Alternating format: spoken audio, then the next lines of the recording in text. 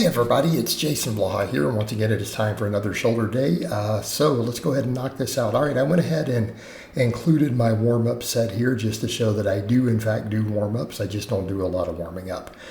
So we started the day off with an overhead press, and the thing I want to point out here, a couple things. No, this is not going to be a starting strength style press. I don't use any leg drive. I don't use any of the hip drive. And because I'm worried about building my shoulders, my upper chest, all of this, I really want this to carry over a lot to my incline. I'm not trying to do certain things with it. I'm doing a very wide grip. Of course, you guys know that, again, with my arms and everything, I don't lock out stuff well overhead, and I really don't care because I'm not doing this as a tricep exercise. I'm not doing it for my trapezius or all of that. Those are all covered on different days. I'm using this to help build my front delt, a little bit of side delt with a wider grip, and to help build that last bit of upper chest to go with the incline work for aesthetics. So again, it's a very much a bodybuilder style strict press. Again, also note we pause on the chest, we go all the way down. I pause on my chest, on my clavicle, and again, we drive up with zero leg drive. Zero leg drive, zero hip drive. This is a strict press, unlike the starting strength press and all that, which is almost a push press, just using hips instead of knees. So just to clarify that, this is being done for aesthetics. And again, carry over to my other chest pressing.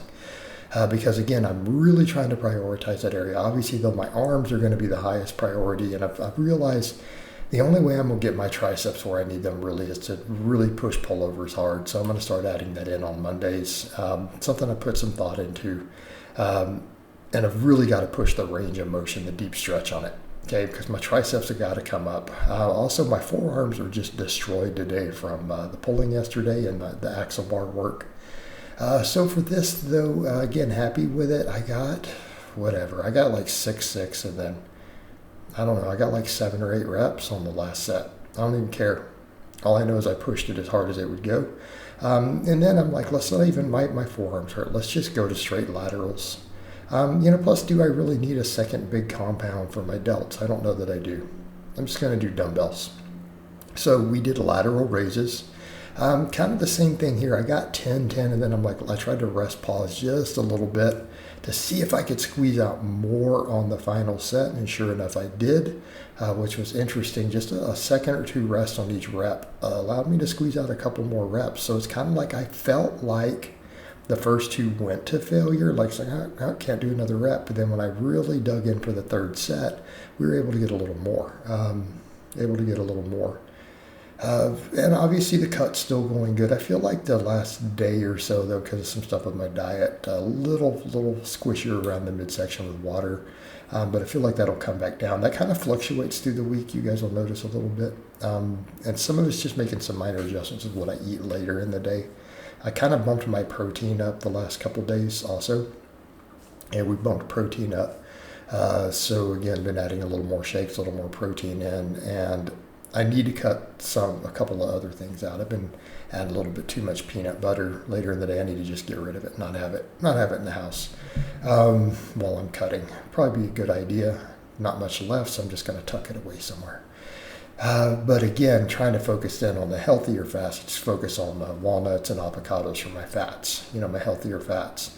But again, I do feel like I'm at a point where bumping that protein up, since I've added cardio, other stuff, keeping the fasting going, will probably help me quite a bit with the thermic effect, nutrient partitioning. But again, this stuff went good. I mean, I'm pretty strong on this stuff. Like, this is heavier weights than I previously used there. The overhead strength is slowly trickling up there. And then the same thing with these, the first 2 sets, I felt like I didn't get in my groove the same, and they kind of failed at 8. But then when I just adjusted my position slightly, this third set of these, I was able to get more reps, and I was just like, oh, wow.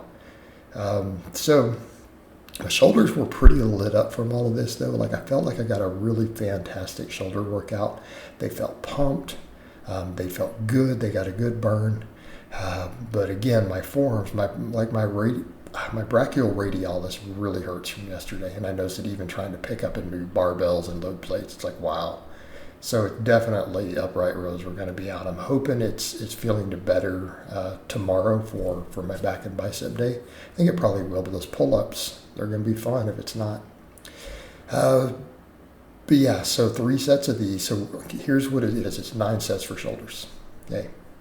And they're all pretty well hard sets, at least failure on the last. Although maybe I could have pushed these a little harder today based on the third sets versus the first. I was surprised at the discrepancy because I felt I was right there at failure.